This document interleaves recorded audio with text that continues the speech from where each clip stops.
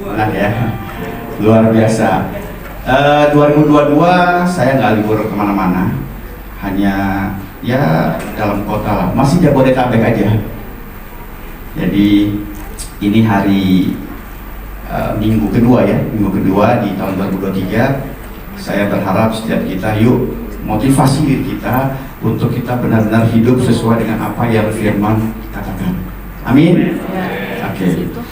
Boleh dibuka slide-nya? Nah, judul kita siang ini adalah jangan menjadi batu sandungan. Saya percaya ini kalimat yang sering kali kita dengar, betul? Jangan menjadi batu sandungan. Memang setiap kita orang Kristen itu dituntut untuk berusaha semaksimal mungkin supaya hidup kita itu jangan menjadi batu sandungan. Tapi tahu nggak Bapak Ibu, ada kala juga di mana hidup kita mau tidak mau harus menjadi batu sandungan. Nah, ini buat dengar ya. Di satu sisi Alkitab mengatakan kita jangan menjadi batu sandungan. Tapi pada saat-saat tertentu, situasi-situasi tertentu, kita mau tidak mau harus menjadi batu sandungan. Nah, dari mana itu kita dapat? Nanti kita belajar. Oke, yang menjadi dasar firman Tuhan kita pagi hari ini adalah dalam Matius 17, mulai ayat yang ke-24 sampai ayat yang ke-27. Ya, Bapak Ibu bisa perhatikan di slide, saya akan bacakan untuk itu semua. Matius 17, 24 sampai 27. Ketika Yesus dan murid-muridnya tiba di Kapernaum, datanglah pemungut bea bait Allah kepada Petrus dan berkata, "Apakah gurumu tidak membayar bea 2 dirham itu?" Jawabnya, "Memang membayar." Dan ketika Petrus masuk rumah, Yesus mendahulunya dengan pertanyaan, "Apakah pendapatmu, Simon? Dari siapakah raja-raja dunia ini memungut bea dan pajak? Dari rakyatnya atau dari orang asing?"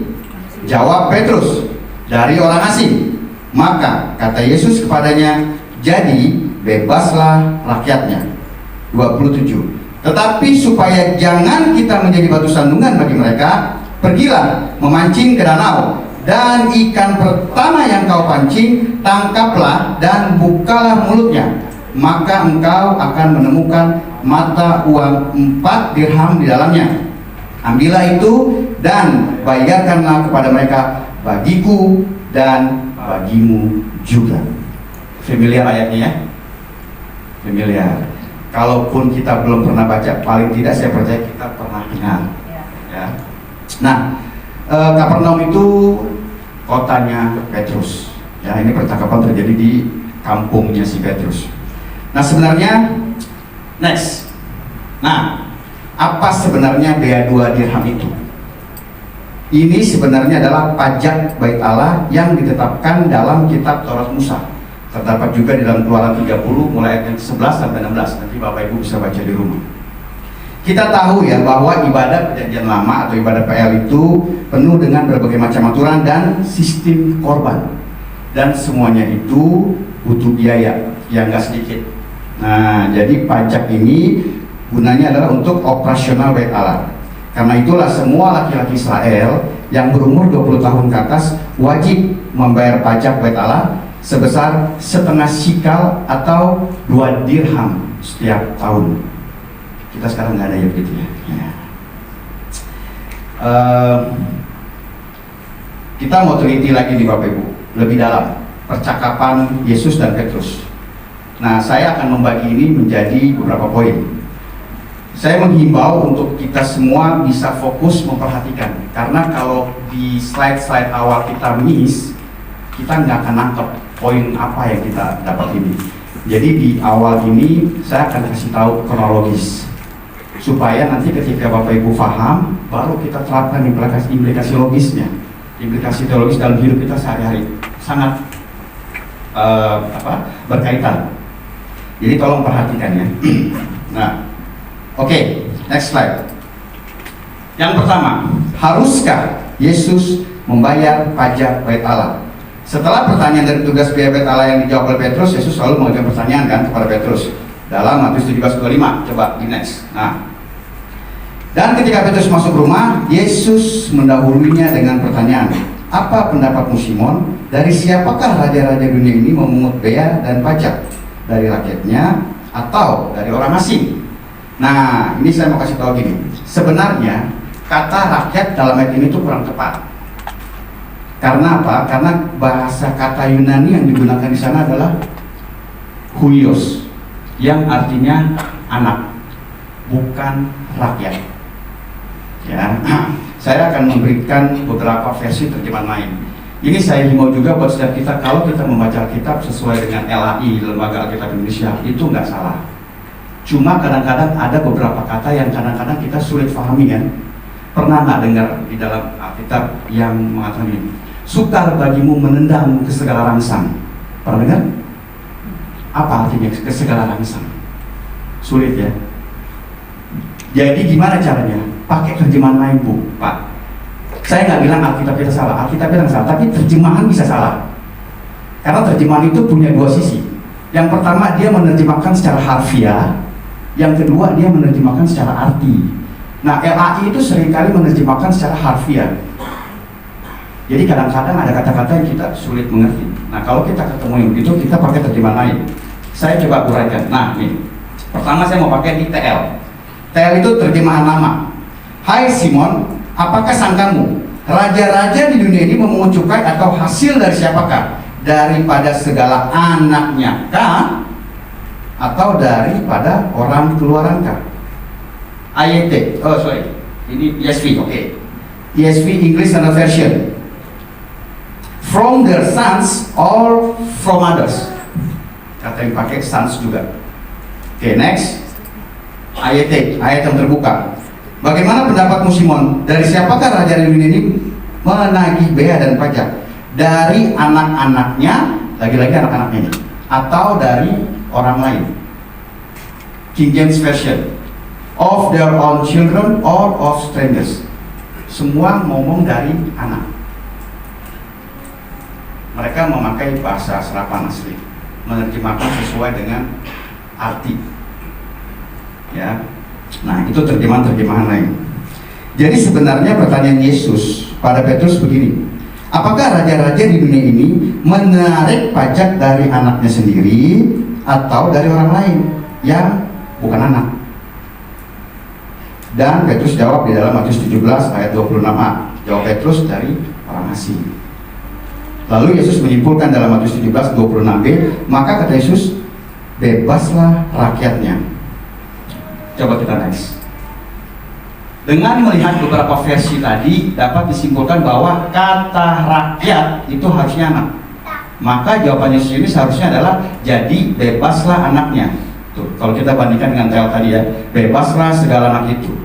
Ayatnya juga begitu, anak-anaknya bebas. Ada lagi? Slide. Nah, King James juga begitu. The children free, the sons are free. English Standard Version. Semua ngomong begitu. Nah, next. Saya akan coba cepat sedikit karena materinya cukup padat. Jadi tolong tetap fokus ya. Saya akan sampaikan dengan detail. Jadi di sini Yesus hendak mengatakan begini, bahwa dengar Pak, Bu, yang wajib bayar pajak kepada raja-raja itu adalah orang-orang lain atau rakyat. Sedangkan anak-anak dari raja itu sendiri nggak perlu bayar pajak. Nggak perlu bayar pajak. Mereka bebas dari pajak yang dilakukan kepada semua warga kerajaan. Nah, next. Terus, hubungannya apa dengan konteks yang sedang kita bicarakan? Di mana seorang petugas biaya bait Allah menanyakan apakah Yesus bayar pajak bait Allah 2 dirham atau tidak, seperti di ayat 25 itu. Saya jelasin gini. Pajak yang ditetapkan itu adalah pajak bait Allah kan? Pajak bait Allah. Nah, bait Allah itu apa? Bait Allah itu kan rumahnya Allah, rumah milik Allah, betul ya? Rumah milik Allah. Nah, jadi pajak itu dikatakan dibayarkan kepada Allah sebagai pemilik rumah, setuju? Pajak bait Allah. Nah, poinnya mulai di sini. Yesus itu siapa? Yesus kan anak Allah kan? Yesus anak Allah. Nah, jikalau Yesus anak Allah dan sesuai dengan jawaban Petrus bahwa raja-raja dunia ini menarik pajak dari orang lain dan bukan dari anaknya, dan demikian anak-anak dari raja itu bebas, maka kesimpulannya adalah sebagai anak Allah, Yesus harusnya bebas dari pajak bait Allah, sehingga ia nggak perlu bayar pajak bait Allah sebesar 2 dirham. Setuju? Setuju ya? Nah, next slide. Seorang teolog William Barclay. Pajak yang dipersoalkan di sini ialah pajak bagi bait Allah, yang adalah rumah Allah. Yesus adalah anak Allah. Bukankah ia pernah berkata ketika orang tuanya mencarinya di Yerusalem, tidakkah kamu tahu, ini perkataan Yesus, bahwa aku, Yesus, harus berada di dalam rumah Bapakku? Lukas 2:49. Bagaimana mungkin anak wajib membayar pajak bagi rumah bapaknya sendiri? Masuk akal nggak? Ada nggak di sini kita statusnya sebagai anak, tinggal di rumah bapak, terus bayar pajak? Bayar pajak ini buat operasional rumah tangga. Ada? Saya rasa nggak ada ya. Status anak nggak mungkin minta dipajak. Nah, jadi intinya adalah dilihat dari statusnya sebagai anak Allah, Yesus seharusnya nggak perlu bayar pajak 2 dirham.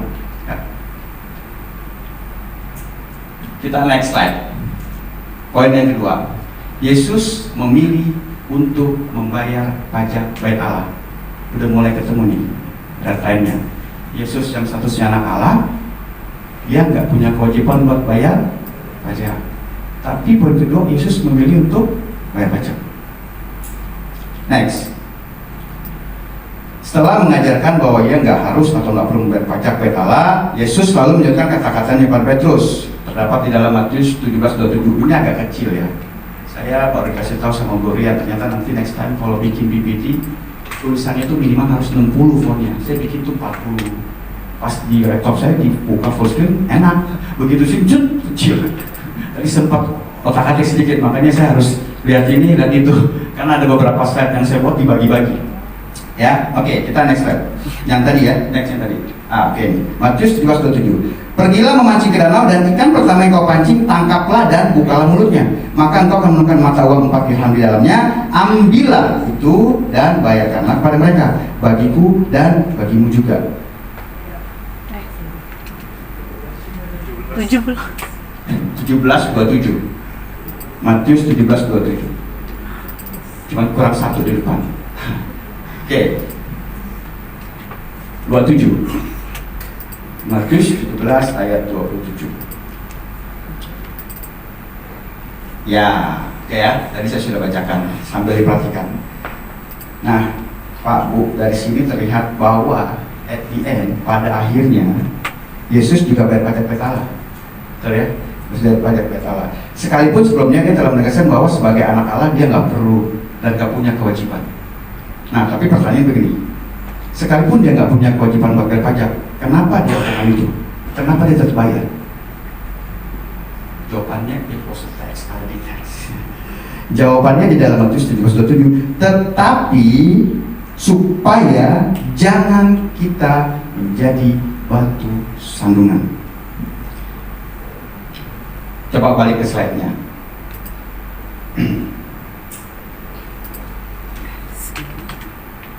Apa ya, kita tunggu karena ini akan banyak ayat yang akan saya tampilkan.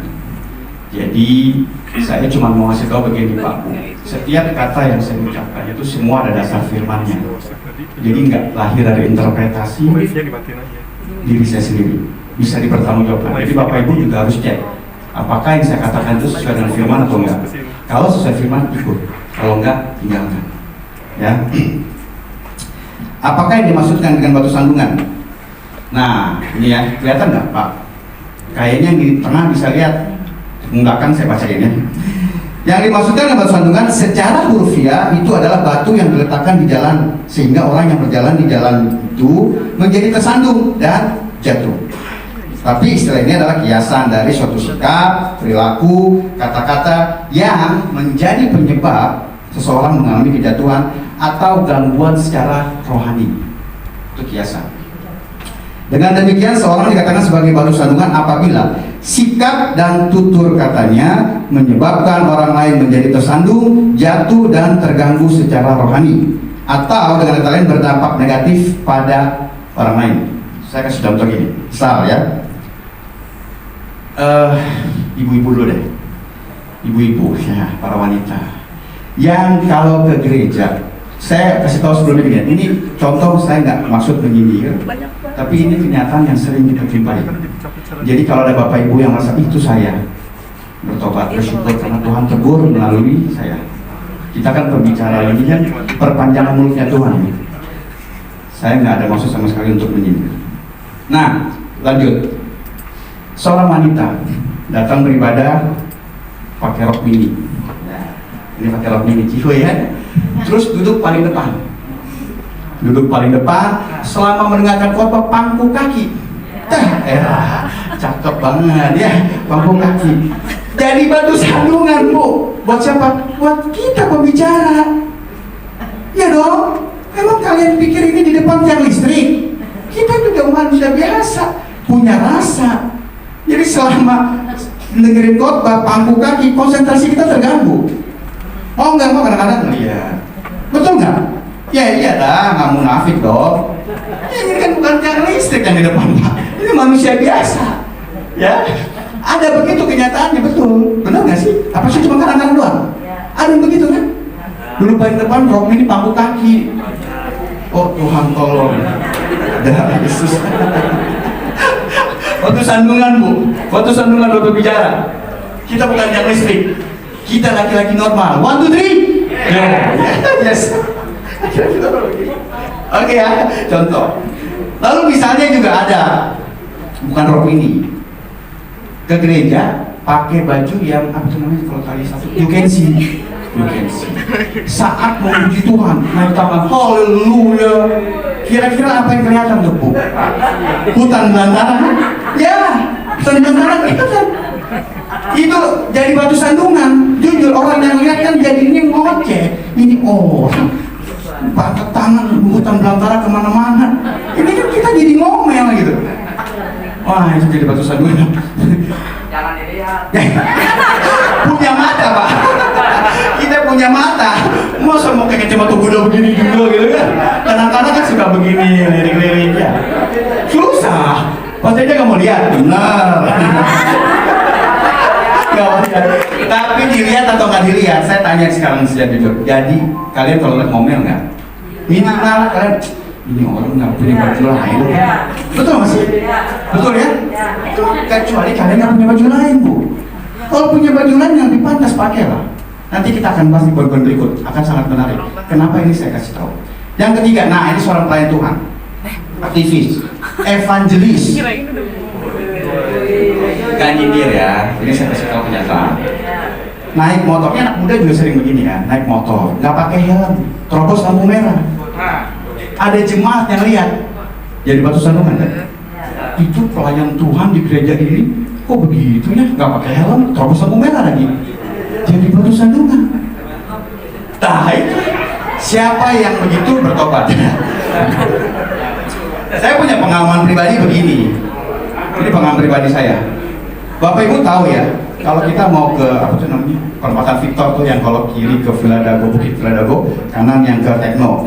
Nah, arah lurus itu kan ada separator beton tuh yang sekilas ya. Yang kalau dari sana itu kan dia bisa lurus sebenarnya. Kan ada semuter begitu kan? Perboden ya. Tapi banyak kenyataan yang mobil motor suka lawan. Saya lewat situ. Kita benar bisa. Ini nggak nyindir Om. Ini pengalaman pribadi saya naik mobil bersama teman pelayanan berkali-kali. Jadi ternyata selama saya berkenal sama dia perhatikan saya. Sekali, 2 kali, 3 kali dia bilang, bro, nice. Kenapa? Gue perhatiin lu berkali-kali ya. Itu separator cuma paling 3 beton, lu lewat juga selesai itu. Tapi kenapa lu pilih putar jalan jauh, macet? Hebat. Bayangin ya, kalau saat itu saya terabas itu, apa kira-kira dia? Pelayan Tuhan sama Tuhan. Yang begitu kecil sepele itu lo nggak bisa taat. Lo terobos terus. Batu sandungan Pak, Bu. Jadi batu sandungan. Jadi belajarlah dari hal-hal kecil, upayakan supaya kita jadi batu sandungan. Tapi nanti kita akan lihat ya. Ada situasi tertentu di mana kita mau nggak mau harus jadi batu sandungan. Itu menarik. Nah jadi dari contoh-contoh ini saya mau selalu gini, kita belajar lalu dari hal kecil. Kalau bisa mengupayakan diri kita, jangan jadi batu sandungan, upayakan itu Pak. Hal sepele pun, peraturan lalu lintas aja kamu langgar, apalagi firman Tuhan. Ya, bertobat yang sering terus lampu merah, yang sering terus berbodoh. Ini nggak secara kebetulan firman Tuhan yang bicara, dan saya kasih tahu. Saya juga dulu begitu, selalu memboy aja. Nanti kalau udah kita sono kecelakaan ditabrak, cara ini siapa? Ah, Tuhan ngajakin saya, bukan Tuhan ngajakin kamu, elunya yang nggak taat. Betul nggak sih? Betul ya. Nah. Jadi di sini jelas Yesus nggak mau jadi batu sandungan bagi orang lain kalau ia tidak membayar pajak bait Allah. Dia tidak mempunyai kewajiban betul untuk membayar pajak bait Allah karena ia adalah anak Allah. Bukti-bukti tadi kita sudah lihat. Tapi ada banyak orang yang belum mengetahui kebenaran bahwa ia adalah anak Allah. Betul kan? Jadi kalau dia nggak bayar pajak bait Allah, maka ia akan dianggap apa? Sebagai seorang pelanggar hukum oleh orang-orang yang sebenarnya bukan musuh dia. Nah, gitu ya. Jadi dari sikap Yesus ini kita belajar sedemikian rupa agar hidup kita, sikap, kata-kata, perbuatan, penampilan, kegiatan tidak menjadi batu bagi orang lain. Kenapa? Kepo banget kan hidup saya, Pak. Saya mau bagaimana buat tentang saya? No. Hidup kita bukan tentang kita. Hidup kita tentang Kristus yang di dalam kita. Setuju? Galatia 2:20. Namun aku hidup bukan lagi aku hidup, tapi Kristus yang hidup dalam aku. Jadi hidup kita semua orang percaya ini adalah refleksi hidupnya Tuhan. Tuhan ada di dalam setiap kita. Kamu serong sedikit melakukan hal yang melenceng, kamu gak memuliakan Tuhan tuh. Kenapa? Karena hidup kita bukan tentang kita. Ya, setuju ya? Hidup kita tentang Kristus, tentang Tuhan kita. Oke, kita next. Nah, mulai unik. Memahami lebih dalam soal menjadi batu sandungan. Next. Nah, perhatikan di slide, saya bacakan juga. Dalam poin 2 kita sudah lihat ya bahwa Yesus tidak mau jadi batu sandungan bagi orang lain. Itulah sebabnya ia memilih untuk membayar pajak bait Allah, sekalipun tidak ada keharusan baginya untuk membayarnya. Tapi satu hal yang harus kita pahami adalah bahwa hal tidak menjadi batu sandungan ini nggak berlaku mutlak. Hal tidak menjadi batu sandungan nggak berlaku mutlak. Maksudnya adalah tidak selamanya kita harus tidak menjadi batu sandungan. Karena ada saatnya kita tidak bisa tidak akan menjadi batu sandungan bagi orang lain. Next slide. Nah, di dalam bacaan ini ya di tadi Matius 2 situ kita lihat ya bahwa Yesus kan nggak menjadi batu sandungan bagi orang lain. Tetapi di bagian kitab suci yang lain, Yesus justru menjadi batu sandungan bagi orang lain. Next. Nah, Matius 15, 12, 14. Perhatikan, saya akan bacakan. Maka datanglah murid-muridnya dan bertanya kepadanya, engkau tahu bahwa perkataanmu, perkataan siapa? Perkataan Yesus, telah menjadi batu sandungan bagi orang-orang Farisi. Jawab Yesus, setiap tanaman yang tidak ditanam oleh Bapakku yang di surga akan dicabut dengan akar-akarnya. Biarkanlah mereka itu. Mereka orang buta yang menuntun orang buta. Jika orang buta menuntun orang buta, pasti keduanya jatuh dalam lubang. Ini perkataan Yesus. Yesus jadi batu sandungannya buat orang Farisi. Mulai bingung? Nggak boleh jadi sandungan, tapi situasi tertentu mau nggak mau harus jadi batu sandungan. Ya. Jadi orang Kristen memang harus berusaha untuk tidak jadi batu sandungan. Tetapi pada saat yang sama harus diingat bahwa dalam situasi tertentu, kondisi tertentu, kita harus berani jadi batu sandungan. Saya ada contoh ya. Mereka bisa bantu buka di Kisah Rasul 5. Pelan-pelan aja. Waktu saya masih 1 jam setengah lagi kan ya. 2 jam.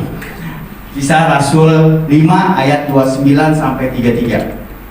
Kisah Rasul yang ke-5 29 sampai 33. Oke. Nanti Bapak Ibu bisa di sini saya bacain ya. Tetapi Petrus dan rasul-rasul itu menjawab katanya, kita harus lebih taat kepada Allah daripada kepada manusia. Allah nenek moyang kita telah membangkitkan Yesus yang kamu gantungkan pada kayu salib dan kamu bunuh. Dialah yang telah ditinggikan oleh Allah sendiri dengan tangan kanannya menjadi pemimpin dan juru selamat supaya Israel dapat bertobat dan menerima pengampunan dosa. 32. Dan kami adalah saksi dari segala sesuatu itu. Kami dan Roh Kudus yang dikaruniakan Allah kepada semua orang yang mentaati Dia. 33. Mendengar perkataan itu sangatlah tertusuk hati mereka dan mereka bermaksud membunuh rasul-rasul itu. Di sini jelas bahwa rasul-rasul telah menjadi batu sandungan bagi mahkamah agama Yahudi. Tetapi ini nggak pernah dipersalahkan. Apalagi ini adalah konteksnya sebagai akibat dari pemberitaan Injil. Nah, mulai ketemu ya. Nanti bisa tarik kesimpulan. Ada beberapa contoh lagi di Alkitab, tapi saya sebutkan satu aja. Jadi kalau begitu gimana patokannya dong? Benar nggak? Gimana patokannya? Kapan kita harus berusaha tidak menjadi batu sandungan, dan kapan kita harus berusaha untuk menjadi batu sandungan? Ini ada dua. Ayo, next slide. Yang pertama, perhatikan. Kalau dua tindakan sama-sama tidak salah sesuai kitab suci, tapi salah satu menyebabkan orang lain tersandung, sedangkan yang satu lagi tidak akan menyebabkan orang lain tersandung, maka kita harus memilih tindakan yang tidak menyandung orang itu. Inilah yang dilakukan Yesus dalam bacaan kita. Yesus memilih dua tindakan yang sama-sama nggak salah. Nggak salah gimana? Dia bayar nggak salah, nggak bayar juga nggak salah. Betul? Kan kita lihat tadi statusnya. Jadi membayar bea atau tidak membayar bea itu nggak salah. Tapi masalahnya adalah dalam kondisi dua ini, yang satu bisa jadi batu sandungan, yang satu enggak. Kalau ketemu kejadian kayak begitu, pilihlah jangan yang menyandung orang lain. Sampai di sini bisa nangkep kira-kira Pak, Bu? Amin. Ya. Nah, untuk kita bisa lebih clear ya, saya kasih satu contoh. Di dalam Korintus itu ada isu atau ada permasalahan terkait dengan makanan berhala. Pernah dengar ya? Gini ceritanya. Apakah orang Kristen itu boleh memakannya? Ada orang-orang yang merasa tidak masalah kalau kita makan makanan berhala itu. Nah, oleh karena itulah keluar surat Paulus di 1 Korintus 8. Nah, coba Mega bukain. Ini ayatnya harus dikeluarkan supaya clear. 1 Korintus 8 ayat yang ke-8 sampai 13. 1 Korintus 8 ayat yang ke-8 sampai ke-13. Ini contoh kasus di mana ada situasi kita makan oke, nggak makan juga oke. Tapi kita harus cermat memilih. Oke, ya 1 Korintus 8 ayat 8 sampai 13 saya bacakan lagi. Makanan tidak membawa kita lebih dekat kepada Allah. Kita nggak rugi apa-apa kalau tidak kita makan, dan kita tidak untung apa-apa kalau kita makan. Tetapi jagalah supaya kebebasanmu ini jangan menjadi batu sandungan bagi mereka yang lemah. Karena apabila orang melihat engkau yang mempunyai pengetahuan sedang duduk makan di dalam kuil berhala, bukankah orang yang lemah hati nuraninya itu dikuatkan untuk makan daging persembahan berhala? Dengan jalan demikian orang yang lemah, yaitu saudaramu yang untuknya Kristus telah mati, menjadi binasa karena pengetahuanmu. Jika engkau secara demikian berdosa terhadap saudara-saudaramu dan melukai hati nurani mereka yang lemah, engkau pada hakikatnya berdosa terhadap Kristus. 13. Karena itu, apabila, nah penekanannya di sini, apabila makanan menjadi batu sandungan bagi saudaraku, aku, yaitu Paulus, untuk selama-lamanya tidak akan mau makan daging lagi. Kenapa? Supaya aku jangan menjadi batu sandungan bagi saudaraku. Ini dua kasus dimana kalau kamu makan nggak apa-apa, kamu nggak makan juga nggak apa-apa. Tapi masalahnya kan ada teman-teman kita yang baru jadi Kristen mungkin seminggu yang lalu. Saat saya pegang hiyo, masalah, saya juga nggak ngerti itu artinya apa. Makan sisa berhala, masalah, saya juga nggak ngerti sebenarnya artinya apa. Tapi masalahnya ketika saya tahu banyak kebenaran, nggak ada masalah kok. Kan Firman bilang, makanan yang membawa kita dekat kepada Tuhan, betul? Tapi masalahnya ketika saya comot, saya makan, orang yang imannya baru, ih, kok orang Kristen begitu ya? Kok bisa ya? Betul nggak kira-kira? Betul. Kemarin tanggal 25 Desember kita kumpul keluarga. Biasalah ya, kalau dari timur tuh ya, kalau kumpul rame-rame itu pasti ada yang namanya apa tuh? Minuman beralkohol. Pasti itu ada. Taruh gitu ya. Cium minum. Buat saya nggak apa-apa. Yang penting saya kan nggak mabuk. Minum sedikit dong buat hangatin tubuh kok. Oke. Cuma masalahnya bayangkan, baru saya pegang, saudara yang lain, ih, cium, kok minum gitu? Bayangin coba. Baru pegang doang tuh, belum ditiru, baru pegang. Buktinya apa? Pengetahuan mereka kan nggak dalam. Mereka jadi Kristen itu mungkin baru seminggu yang lalu, kita nggak tahu. Tapi yang mereka lihat, Kok pelayan Tuhan begitu ya? Bisa gitu minum bir? Daripada saya jadi batu sandungan, enggak saya minum. Padahal sebenarnya saya minum nggak apa-apa kok. Apa? Kan tujuannya cuma buat menghangatkan tubuh. Di Alkitab juga bilang kan, minum tuh jangan putih doang, tambahin anggur sedikit, betul? Biar kita tubuhnya hangat. Jadi tujuannya ya buat menghangatkan tubuh, jangan buat mabok-mabokan, itu ngaco lagi gitu ya. Jadi kalau cuma tujuan itu sebenarnya nggak ada masalah. Yang masalah adalah ketika kita dilihat orang jadi batu sandungan, dosanya di situ. Dosanya adalah perbuatan kita jadi batu sandungan. Tadi Alkitabnya bilang kan.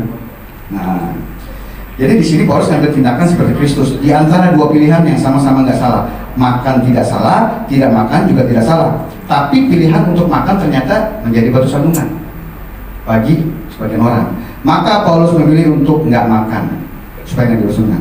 Contoh, saya sendiri nih, ya yang paling gampang. Apakah saya seorang hamba Tuhan, pelayan Tuhan, boleh tindih kuping atau badan? Nah, ya, boleh tindih kuping atau badan? Boleh nggak saya begitu? Kalau saya tindih kuping atau badan saya, nggak salah. Tapi kalau tindakan saya itu akhirnya menjadi batu sandungan buat orang, maka saya salah. Tapi kan Pak, kamu punya tato? Iya, ini kan masa-masa dulu, masa jahiliyah, masa dulu, ya kan? Karena saya belum tahu kebenaran. Di sini ada, iya. Tapi kan sekarang saya nggak lakukan itu, udah tahu kebenaran saya nggak lakukan. Tindih kuping salah, ya nggak salah sih. Tapi kalau dilihat masalah ini, banyak orang yang nggak siap terima kenyataan melihat seorang hamba Tuhan, pelayan Tuhan, aktivis, kok tindih kuping, kok badannya penuh tato, kira-kira jadi batu sandungan gak itu? Jadi daripada itu terjadi, lebih baik saya nggak lakukan. Aman, cari aman aja. Lebih baik saya nggak lakukan. Ibu-ibu, mak-mak, sekali lagi ya, gak ada maksud nyindir. Tindih hidung, tindih hidung, alis, apa lagi? Lidah, tulang, apa lagi sih? Ibu-ibu yang biasanya suka gitu tuh, rambut di merah-merahin, yang sini hijau, sini merah, sini ungu gitu. Ini masalahnya terjadi sama pelayan Tuhan. Salah enggak? Tapi tindakan kamu bisa jadi batu sandungan. Karena betul banyak kenyataan orang nggak siap. Ih, aktivis pelayan Tuhan, asyar setiap minggu, kok begitu sih? Tindik di sini, tindik di sini, di sini. Jadi batu sandungan. Jangan lakukan. Amin. Ya, itu contoh ya. Oke, next slide. Kita kembali ke slide. Mulai seru. Oke, nah ini yang berikut. Tadi kondisi di mana dua-dua nggak salah, kita harus pilih satu tindakan yang jangan jadi batu sandungan. Ya. Nah, lalu yang berikut. Kalau satu tindakan itu salah, maka kita nggak boleh lakukan, sekalipun itu menyandung orang lain. Sekalipun itu nggak menyandung orang lain. Contohnya apa Pak? Kalau tindakannya salah, kita nggak boleh lakukan sekalipun nggak menyandung orang lain. Contohnya gampang, bohong. Saya bisa bohongin Pak Teja. Dia nggak masuk tersandung kok, nggak ada masalah kan?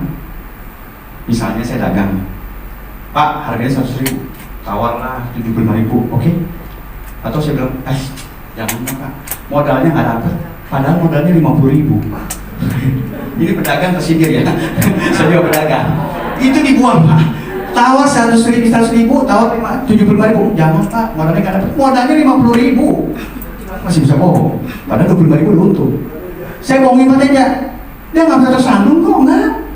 Tapi kan salah itu. Ya kan? Kita nggak mau benarkan itu. Jadi saya nggak mau lakukan. Bohong. Sekalipun itu nggak menjadi orang lain, tapi saya nggak lakukan. Karena salah.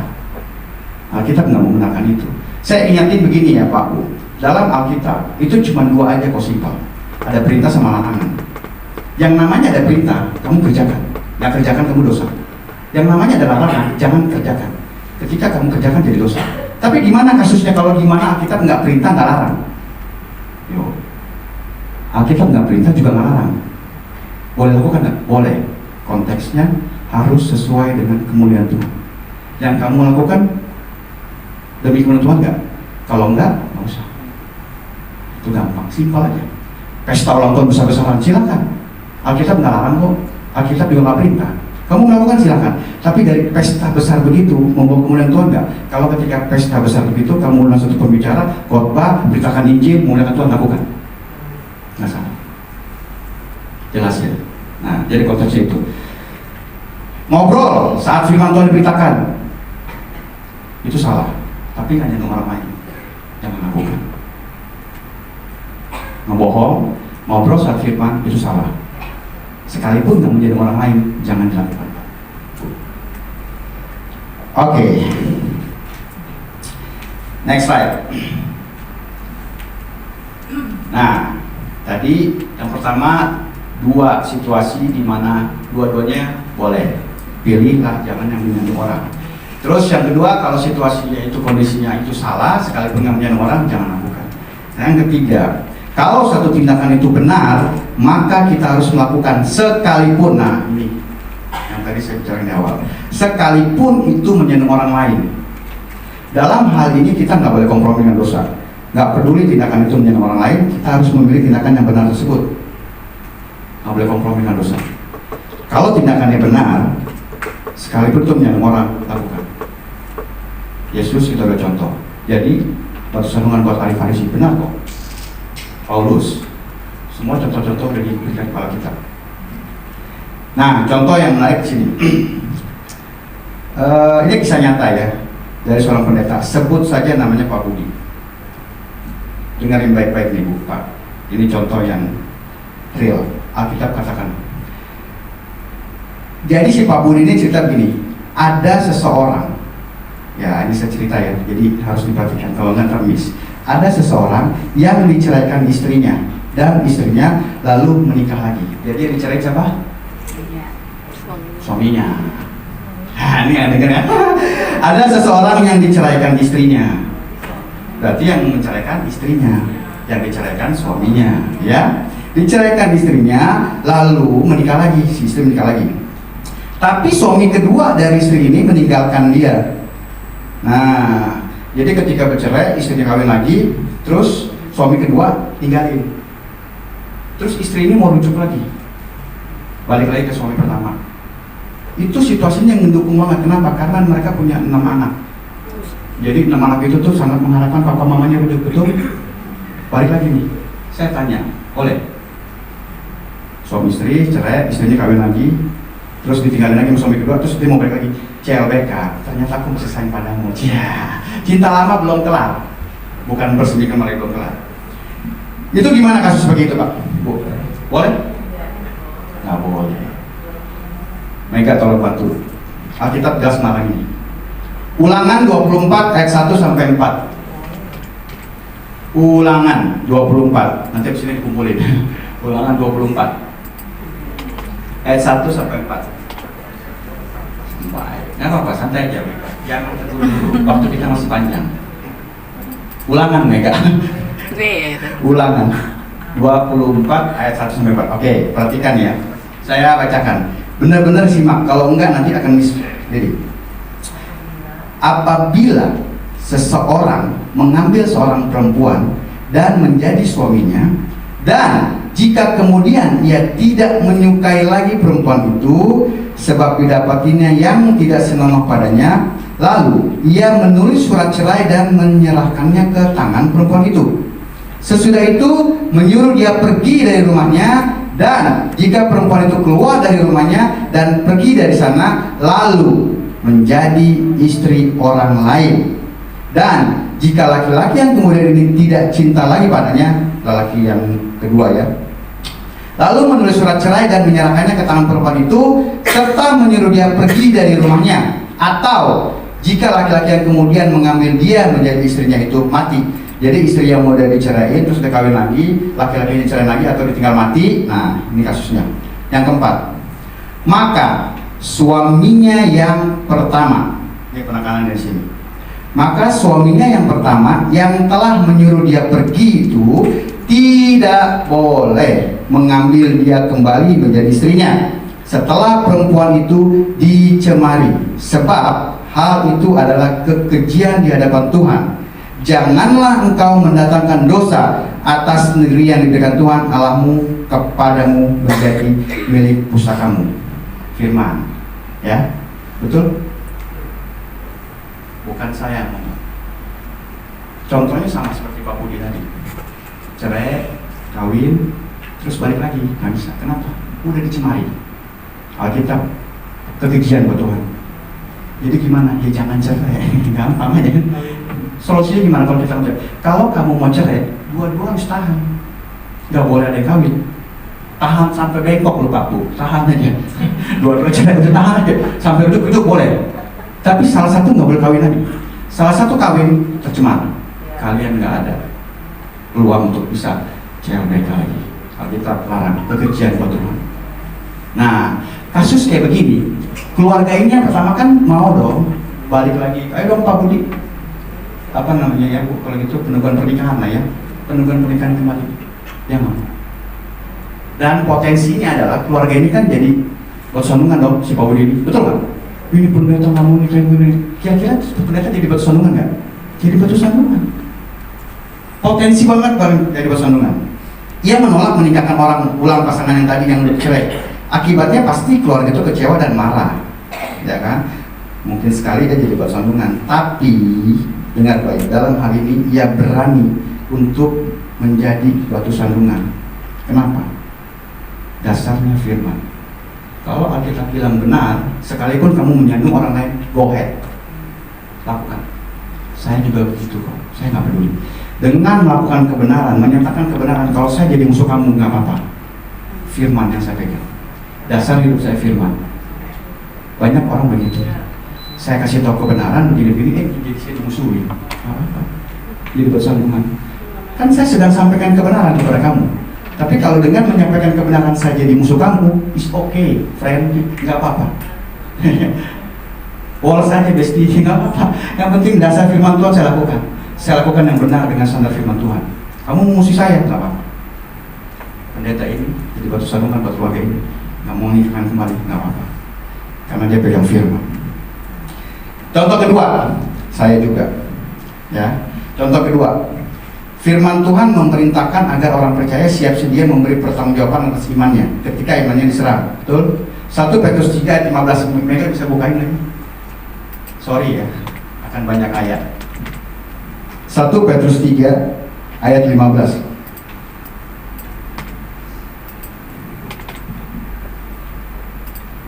1 Petrus 3:15. Oke, saya bacakan.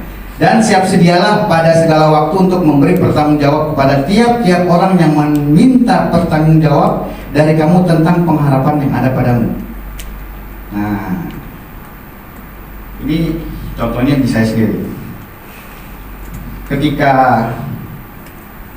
saya studi di dalam prodi apologetika, jadi saya akan sangat terbiasa untuk berdebat dengan orang. Nah, tapi kan masalahnya nggak semua orang suka berdebat, tuh. Betul ya? Tapi firman Tuhan bilangnya apa tuh? Siap sedialah memberi pertanggungjawab. Jadi kalau iman saya diserang, saya punya hak jawab. Masalahnya begini, ada orang-orang di luar saya bilang, udahlah nggak usah diladenin, ngapain sih? Saya kasih tahu ya Pak, ngalah sama yang waras. Saya kasih tahu, kalau semua orang waras di dunia ini ngalah, dunia ini akan jadi dipenuhi sama orang gila. Tuh, ngalah, yang waras ngalah. Lihat dulu konteksnya Pak. Kalau demi firman Tuhan, saya nggak akan ngalah sama yang nggak waras. Saya akan bikin jadi waras. Kalau kita ngalah terus sama yang nggak waras, dunia akan dipenuhi sama orang gila. Firman Tuhan bilang kok, saya nggak peduli, saya berdebat. Teman dekat sendiri, makan sepiring berdua. Ada kesempatan ngomong, saya debat, nggak bisa. Akhirnya dia keluarin apa tuh ya di akhir perdebatannya? Saya lupa nama itu ayatnya mereka tuh. Lakum dinukum waliyadin. Nah, lo jadi gue tahu kan. Bagimu agamamu, bagiku agamaku. Ya udah itu idenya dia dah. Tapi saya nggak bisa. Sampai mati saya bela iman saya. Maka ketika iman Kristen diserang, saya harus melakukan pembelaan. Yaitu tadi dengan berdebat. Sekalipun mungkin itu jadi batu sandungan. Nah nggak? Iya dong, jadi batu sandungan. Makanya sih kok debat-debat begitu, itu jadi batu sandungan. Tapi kalau konteksnya firman bilang, kan tadi kita bilang kalau kondisinya benar, sekalipun saya jadi batu sandungan, saya akan jadi batu sandungan nggak apa-apa kok. Ulangan tadi juga kasus pernikahan juga begitu kan. Jadi batu sandungan, iya dong. Kira-kira jadi batu sandungan. Jadi, coba kita mau pendeta mau menikah nggak mau. Kira-kira keluarganya marah nggak marah. Jadi batu sandungan, iya. Tapi dia nggak salah. Firman yang bilang nggak apa-apa. Saya juga begitu. Banyak teman-teman lain yang bilang, ngapain sih kok diladenin itu? Bukan saya ladenin, saya kan cuma memberikan hak jawab. Firmannya bilang kok. Jadi kalau misalkan dengan menyatakan kebenaran kamu musuhin saya nggak peduli, I don't care. Yang penting saya lakukan firman. Jadi konteksnya begitu. Patokannya adalah kalau itunya benar, sekalipun menyandung. Benar dalam arti firman yang katakannya, lakukan Pak, Bu, lakukan. Jangan peduli, jangan cari kesukaan orang. Adakah kau cari kesukaan manusia? Enggak. Konteksnya kita harus benar-benar cari kesukaan apa yang Tuhan mau dalam hidup kita. Kadang-kadang orang kan, aduh jaga perasaan lah, jadi orang yang ya begini, aduh bahaya nih ya, jaga perasaan. Tapi dengan menjaga perasaan, kebenaran dikorbankan. Saya nggak setuju. Kebenaran tetap akan jadi kebenaran sampai langit runtuh. Amin. Kadang-kadang kita kan begitu ya, demi kedamaian mengorbankan kebenaran. Contoh, ini saya sering kasih tahu sama anak saya, 2 orang anak. Satu kali mereka berdebat tentang 5 tambah 5 berapa? Yang satu bilang 10, yang satu bilang 12. Berantem ribut hebat tuh. Tiba-tiba saya datang. Kenapa sih Ci ribut-ribut? Ini loh Pak, Dedek, masa 5 tambah 5 12? Mau 12, kamu berapa sih? 5 tambah 5 10. Udahlah, kalian sudah kan. Jangan ribut lah. Ini konteks demi mau mendamaikan. Gimana nggak bisa? Gini deh Ci, kamu 5 tambah 5 berapa? 10. Naik 1 dah jadi 11. Iya kan? Dek, kamu berapa? 12, turun 1 lah. Adil kan? Yang satu naik 1, yang satu turun 1. Jadi 5 tambah 5 berapa? 11. Mereka damai, betul mereka damai. Tapi kebenaran dikorbankan. Sampai mati mereka tahu 5 tambah 5 11. Begitu setuju kan kita? Demi mengorbankan, demi terjadinya perdamaian, kita korbanin kebenaran. Saya nggak setuju. Mau ribut-ribut, yang penting benar ini. Tapi kan bukan berarti kalian ribut harus jadi bunuh-bunuhan juga, enggak kan? Kita kasih pengertian. Oke lah, namanya lu juga adik gua, anak papa gua punya hak yang sama dengan mereka, tapi sampai mati saya pertahankan 5 tambah 5 adalah 10. Itu namanya pertahankan kebenaran. Harus begitu. Janganlah kita dalam rangka mendamaikan sesuatu hal, suatu kondisi, kebenaran yang dikorbankannya. Kebenaran jangan pernah dikorbankan, Bu. Sampai langit runtuh, kebenaran tetap benar. Itu yang saya belajar sampai sekarang terus lakukan. Sekalipun saya dimusuhin orang, I don't care. Gak peduli. Setuju? Paham nggak kira-kira nih konteksnya? Udah ya, udah ketemu ya benang merahnya. Jadi ada kala di mana kita juga harus berusaha, jangan jadi batu sandungan. Tapi ada situasi tertentu di mana kita mau nggak mau harus jadi batu sandungan. Go ahead, lakukan. Kenapa? Firmannya bilang. Jadi standarnya harus di firman, Bible. Basic instruction before leaving earth. Itu yang harus kita miliki. Standar firman kita, standar hidup kita di Alkitab. Jadi kalau Alkitab bilang benar, benar, jangan disalahin. Alkitab bilang salah, salah, jangan dibenerin. Setuju? Amin. Next slide, terakhir. Saya mau bikin kesimpulan. Nah, ya. Kalau 2 tindakan sama-sama nggak salah, maka pilihlah yang tidak menyinggung orang lain. Misalnya makan berhala, seperti saya tadi memiliki titik kuping ya dan lain sebagainya. Saya akan pilih tindakan yang nggak menyandung orang lain. Tindakannya sama-sama nggak salah. Yang kedua, kalau tindakannya salah, jangan lakukan. Sekalipun itu nggak menyandung orang lain. Berbohong, ngobrol saat firman, itu salah. Tapi nggak menyandung orang lain, jangan. Yang terakhir, yang ketiga adalah kalau tindakannya benar, lakukan sekalipun menyandung orang lain. Kasus pernikahan tadi, ya kan? Firman bilang enggak, itu kekejian, jangan lakukan.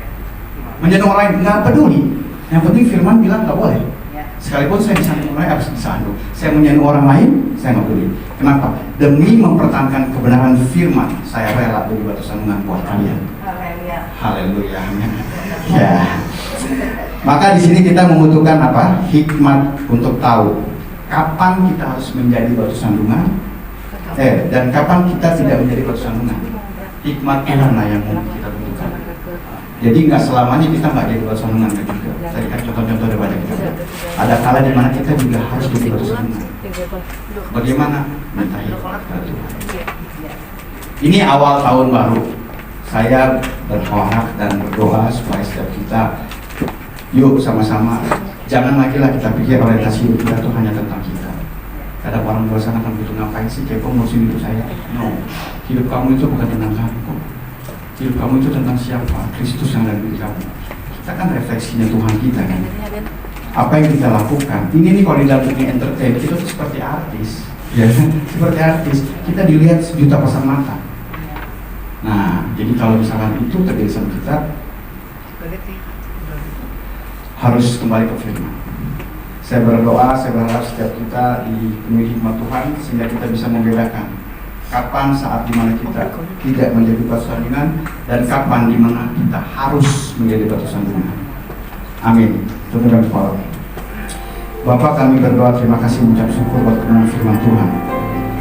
Kami diajar kembali untuk kami memiliki hikmat bagaimana saat-saat tertentu kami berusaha berupaya untuk tidak menjadi batu sandungan, tapi ada kala di mana kami mau tidak mau harus menjadi batu sandungan demi mempertahankan kebenaran firman.